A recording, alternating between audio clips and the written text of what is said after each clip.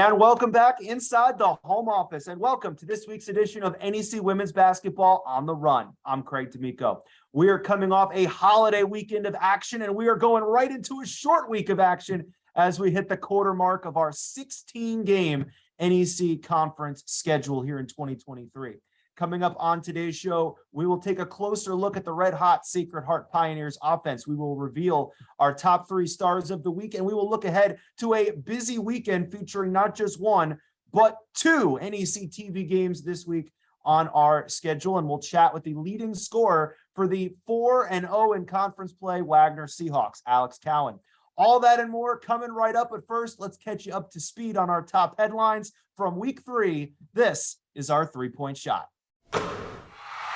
This past week, there was a leopard loose at the Dallas Zoo, but now we have Pioneers loose in the Northeast Conference. It was a huge week for the Sacred Heart Pioneers with games against both St. Francis teams. We'll start with Saturday's matchup against the St. Francis Brooklyn Terriers, a matchup between 2 unbeatens coming in conference play. And for Sacred Heart, they were kind of dialed up from downtown from the jump. It was like DJ Khaled. And another one. 13 3 balls, their most since they netted 14 on New Year's Eve last year against the Bryant Bulldogs. They made their first 8 3 balls in a row.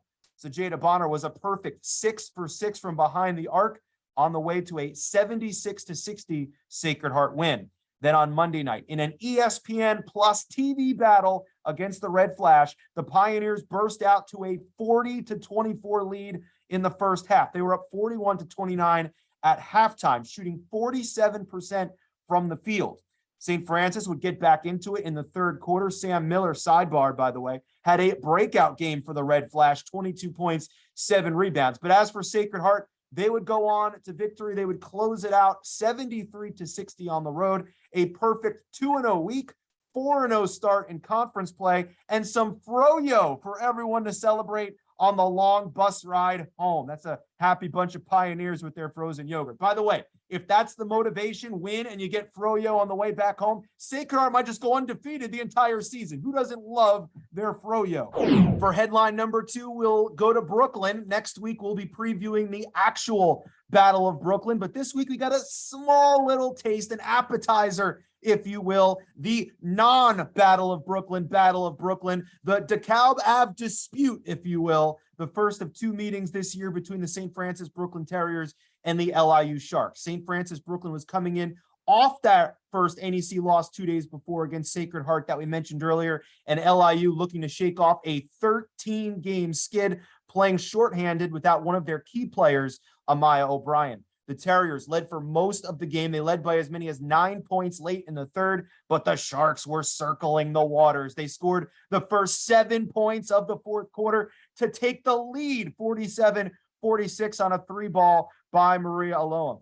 The teams would then trade the lead back and forth. There were 9 lead changes total in the final quarter. The difference, with 3 minutes to go, Terriers trailing 57-55. Sheridan Kavanaugh ties it with a bucket. Then after a turnover, Tyra Myers gives the Terriers the lead. These 2 baskets helped spark an 8-0 run overall to go from down 2 points to up 6. The Terriers would make their free throws late to clinch it. They would go on to win 66-60. So here's how things stand in the NEC after 3 weeks of league action. Wagner, FDU, Sacred Heart, they finished the first quarter of conference play unblemished, a perfect 4-0. Wagner held on to beat Merrimack by 2 last week in Staten Island. They survived Merrimack in Massachusetts this time by 6 points this past week. Today's guest, Alex Cowan, led the way with 20 points. The Seahawks, again, 4-0 in league play. They are off to a 4-0 start for the first time since the 2001-2002 season. FDU, they captured a pair of home wins at the Rothman Center, 59-53 over Central Connecticut on Saturday and 70-36 over Stonehill on Monday. 36 points allowed, a new season best for the number 13 scoring defense in the nation. The Knights at 4-0, their best start since going 8-0 to start the 1993 conference campaign. And of course, we already highlighted Sacred Heart wins this week against the Terriers and the Red Flash. They are 4-0 for the first time since starting 6-0 in 2019. St. Francis Brooklyn, they are a game off the pace of that trio at 3-1. St. Francis U is 2-3. Central Connecticut 1-3. Merrimack, they beat Stonehill just this past week, 80-72 in the NEC's Bay State battle. Both teams are 1-4, and LIU sits at 0-5. It's time now for the Heat Check, featuring the top 3 stars from week 3 in the Northeast Conference. Starting at number 3, it's Chloe Wilson from Fairleigh Dickinson. The Knights found themselves in somewhat of a nail-biter on Saturday. Chloe Wilson in foul trouble for most of the afternoon, picking up her second midway through the second, having to sit out the rest of the first half. And she picked up number 4 midway through the third, so she had to sit out until there were about 2.5 minutes into the fourth quarter. But despite being limited to just 26 minutes, she still managed to log 8 points, 3 rebounds, making a key free throw in the final seconds as the Knights tried to hold the Blue Devils at bay. But on Monday, she was back to beast mode, making up for the lost time from 2 days earlier. She tallied 12 points in the first quarter and had 6 more in the first 4 minutes of the second. She finished with her third double-double of the season, 21 points, 10 boards to help the Knights to a 70-36 win over Stonehill.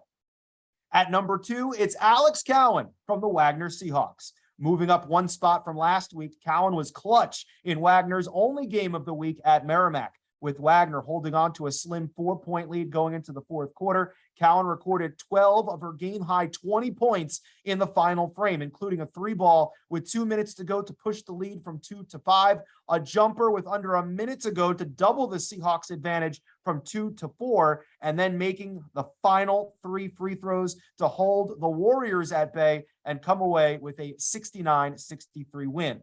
The Seahawks' leading scorer has now surpassed the 20-point barrier 3 times this season. And our top star is Sajeda Bonner from the Sacred Heart Pioneers. The grad student who crossed the state from Quinnipiac to suit up for the Pioneers this year was nearly flawless. Bonner went 6 for 6 from behind the arc against the Terriers, en route to a 20-point game, her season high. Then she kept things going on Monday, pouring in 5 more 3-balls, going 5 for 8 from downtown to finish with 17. In all, she shot 13 for 21, 62% from the field in the 2 games, 79%, 11 for 14 from downtown. Bonner has been a phenomenal addition for the Pioneers so far, and she's our top star for week 3. It's time for NEC Open Mic, and our guest this week is the leading scorer for the NEC's highest scoring team, one of the starting guards for the preseason favorite and current 4-0 in league play, Wagner Seahawks. It's Alex Cowan. Alex, welcome to the show this week for us. Thank you for having me. Now, that was quite an introduction there. You guys have certainly racked up quite the resume so far here in this young season. What's been the key to your team's early success, do you think? I think preparation has been a big key for us. Preparing for games, mentally, physically, all the above. I think that's been like a key component for us doing well this season. How much fun are you guys having playing together so far?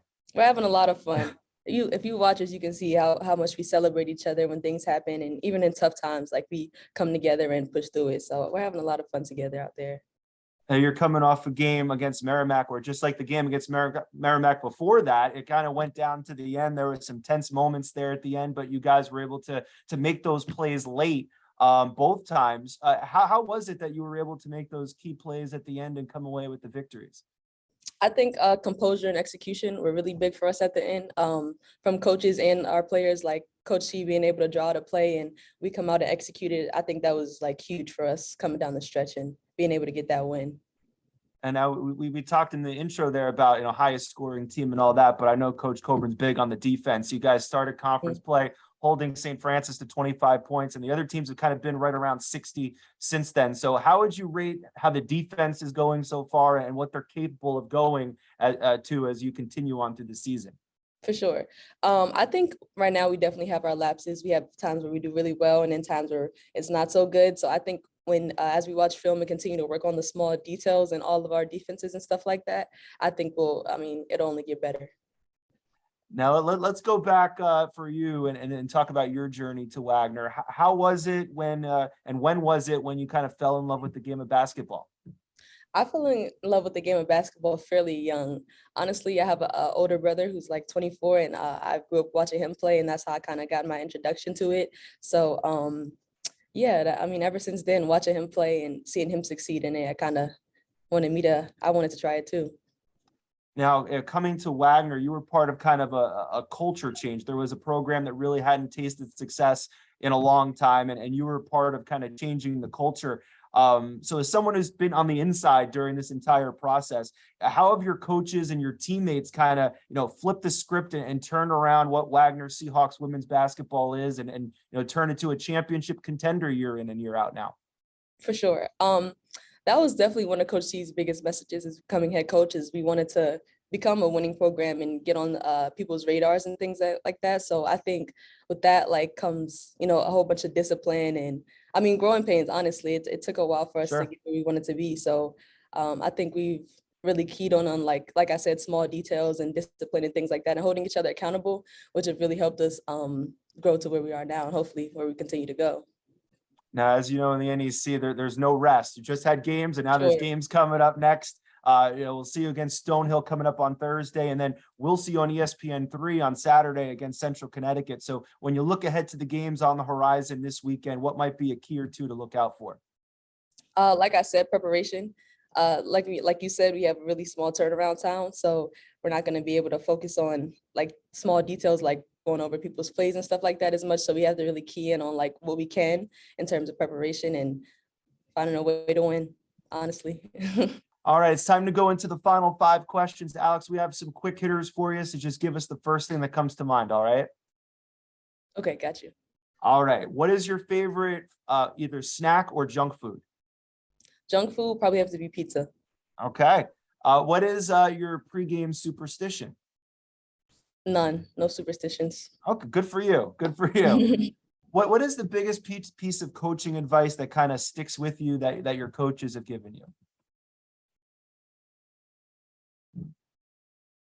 That's a good one. Coach, probably preparation, honestly. The way you prepare is the way you play, so preparation. Okay, if we took a survey of your teammates, what would be the one trait or adjective that you think they would use to describe you? Me, probably competitive. Probably competitive.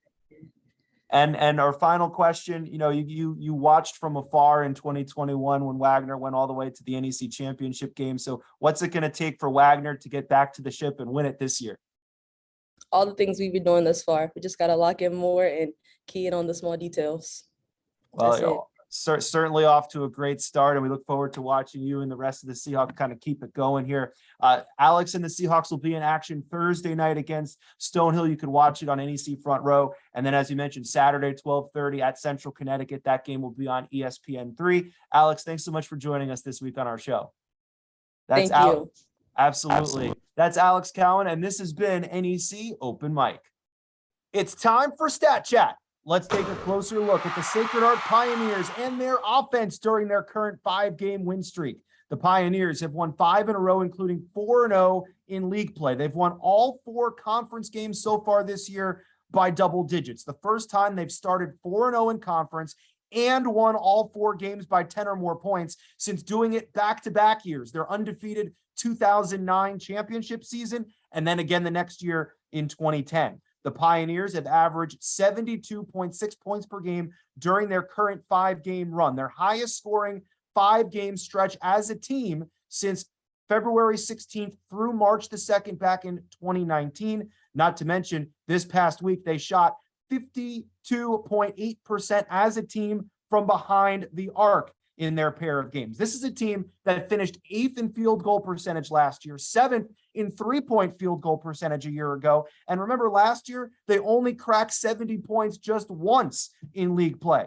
They've already done it 3 times in 4 games. So with their impact newcomers that they talked about earlier, the Pioneers have certainly flipped the script here in 2023 to help get off to an incredible offensive start. The Sacred Heart offense, the subject of this week's Stat Chat.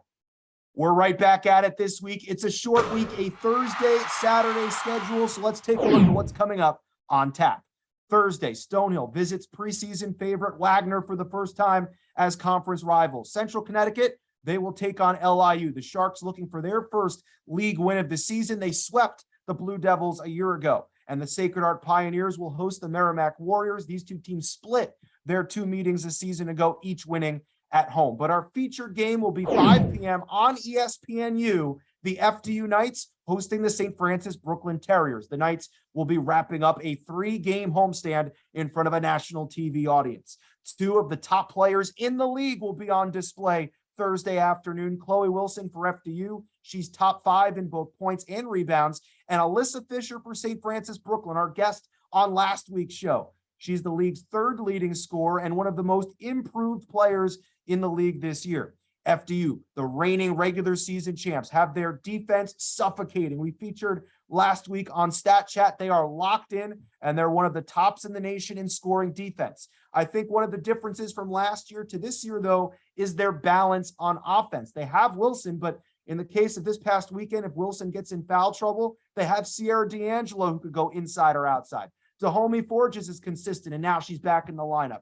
Ella Fajardo has been great basketball IQ as a sophomore, her first real taste of action in the NEC this year. Then on the other side, there's a lot of new faces at St. Francis. They lost a lot of leadership this past offseason, and we talked to Alyssa Fisher about it last week. That's a new role that she's still working on stepping into as a leader on this team. Jada McMillan is back for her grad year this semester. In addition, Coach Sim is certainly happy about.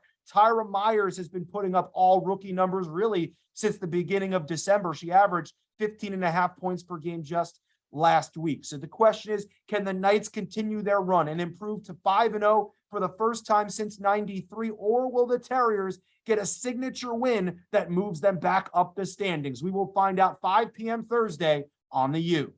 Then on Saturday, LIU will visit Stonehill. Merrimack will host Hartford in non-conference action. St. Francis U will meet St. Francis Brooklyn. FDU and Sacred Heart will tangle, so we are guaranteed that at least one of those 2 unbeatens will not survive the weekend still undefeated. But our feature game will be 12:30 ESPN3, the Wagner Seahawks visiting the Central Connecticut State Blue Devils. Myself and Pam Roker will be on the call for the 51st all-time meeting between the Seahawks and the Blue Devils. Wagner has swept Central each of the last 2 seasons, but if Wagner survives Stonehill on Thursday, they will be playing for their first 6-0 start in league play in history.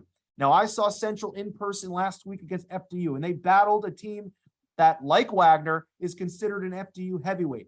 Belle Lamfer's quickly becoming one of my favorite players in the league. We showed her last week scoring the game-winning bucket, then taking a charge on back-to-back possessions in the final seconds against SFU. And then just this past week, 16 points, 5 for 10 shooting, 2 threes. She's quite the competitor. And how about freshman Laura Rokel? She was a force. She has length. She has size in the paint. She had 20 points against the Knights, and her battling against some of these Wagner post players, Kem Wabadu, Julia Fabazi, that is going to be a fun battle to watch. It all goes down Saturday afternoon on ESPN3.